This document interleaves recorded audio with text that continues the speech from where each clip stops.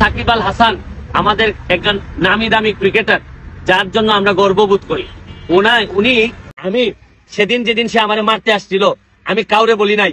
আমি মনে করছি থাকুক, আল্লাহর কাছে বিচার দিছি যে এই ধরনের বাংলাদেশ ক্যাপ্টেন্সি পর্যন্ত ক্রিকেটের ক্যাপ্টেন হিসেবেও সে মনে করলাম যে এই ধরনের মানুষ যদি বেয়াদব হয় তাহলে তারপরে আর বিচার দেওয়ার জায়গা থাকে না।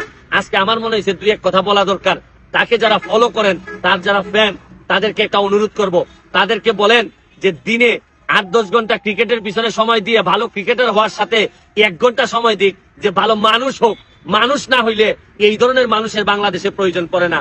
সাকিব আল হাসান আমাদের একজন নামি দামি ক্রিকেটার, যার জন্য আমরা গর্ববোধ করি। উনি একটা স্বর্ণের দোকান উদ্বোধন করার জন্য চলে গেছেন দুবাইতে। তো আমরা যে কোনো সেলিব্রিটি যারাই আসে না কেন, তাদেরকে কেউ দাওয়াত দিলে যাইতেই পারে। আমি সাকিব আল হাসানের কোনো দোষ এই পর্যন্ত দেখি না।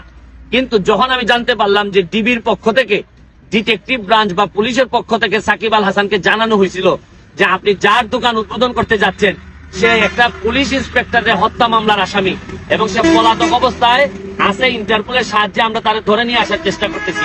আপনি তার দোকান উদ্বোধন করতে যাচ্ছেন, তারপরও সাকিব আল হাসান শুনেন নাই। আমার কাছে মনে হয়েছে যে এটা যে একটা অপরাধ, উনি জানেন কিনা যে সেলিব্রিটি হইলে কি তার কোনো অপরাধের বিচার হবে না।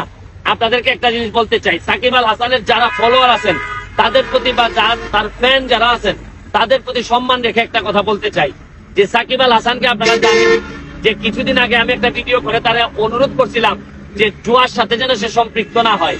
জুয়ার সাথে সম্পৃক্ত না হওয়ার জন্য বলছিলাম যদি 3 লাখ টাকা লাগে আমি 3 লাখ টাকাও দিতে রাজি।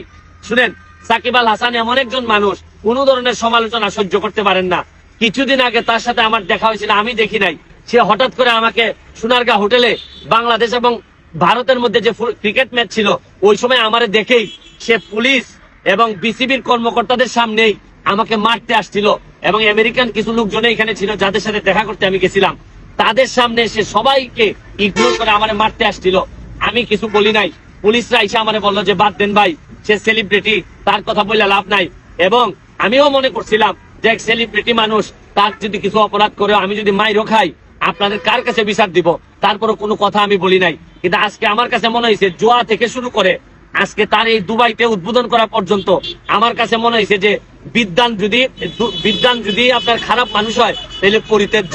সে যত কোয়ালিফাইড লোকই হোক, সে যদি মানুষ হিসাবে যদি ভালো না হয় তাইলে তার ফ্যান আর হওয়ার সুযোগ নাই। আমি আপনাদেরকে একটা জিনিস বলতে চাই, শুনেন, যদি সাধারণ মানুষ যেভাবে বিচারের মুখোমুখি হয়, সাকিব আল হাসানের মতো মানুষকে যদি তারা যদি এই বাংলাদেশের মানুষকে শুধু টাকার জন্য যদি এই ধরনের মেসেজ দেয়, তাইলে কিন্তু বাংলাদেশে আপনি কোনোদিন সোনার বাংলা বানাইতে পারবেন না। কারণ ভালো ফুটবল খেলে, ভালো ক্রিকেট খেলে একটা মানুষ যদি দেশ বিক্রি করে দিত চিন্তা না করে, এই ধরনের জিনিস যদি সে করতে পারে তাহলে তারে দিয়ে এই দেশের ভালো কিছু হইতে পারে না। আমি সেদিন যেদিন সে আমারে মারতে আসছিল, আমি কাউরে বলি নাই। আমি মনে করছি থাকুক, আল্লাহর কাছে বিচার দিছি যে এই ধরনের বাংলাদেশ ক্যাপ্টেন্সি পর্যন্ত ক্রিকেটের ক্যাপ্টেন হিসেবেও সে মনে করলাম যে এই ধরনের মানুষ যদি বেয়াদব হয় তাহলে তারপরে আর বিচার দেওয়ার জায়গা থাকে না। আজকে আমার মনে হয়েছে দুই এক কথা বলা দরকার। তাকে যারা ফলো করেন, তার যারা ফ্যান, তাদেরকে একটা অনুরোধ করব, তাদেরকে বলেন যে দিনে 8-10 ঘন্টা ক্রিকেটের পিছনে সময় দিয়ে ভালো ক্রিকেটার হওয়ার সাথে 1 ঘন্টা সময় দিক, যে ভালো মানুষ হোক। মানুষ না হইলে এই ধরনের মানুষের বাংলাদেশে প্রয়োজন পড়ে না। আজকের মতো বিদায় নিচ্ছি। আমি দাবি জানাবো সরকারকে, তাকে ঠিক করেন, তাকে মানুষ বানান, আর নাইলে সে এই ধরনের কাজ করতেই থাকবে। বিদায় নিচ্ছি, ভালো থাকুন, সুস্থ থাকুন।